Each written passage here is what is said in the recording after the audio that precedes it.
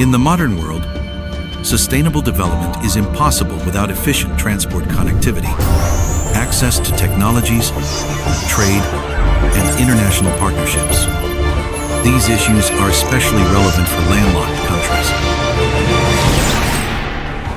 Ensuring interconnectivity, expanding regional integration, and resilience to global challenges are key priorities shaping the development of nations in the 21st century.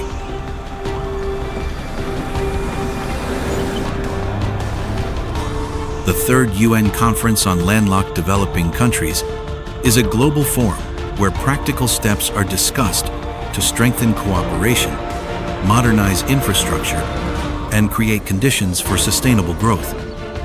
In 2025, this important international forum will take place in Turkmenistan, in the Awaza National Tourist Zone, a place that symbolizes openness, dialogue, and progress. The conference motto, Driving Progress Through Partnerships, emphasizes that only through joint efforts can we achieve a sustainable and inclusive future. Welcome to Awaza.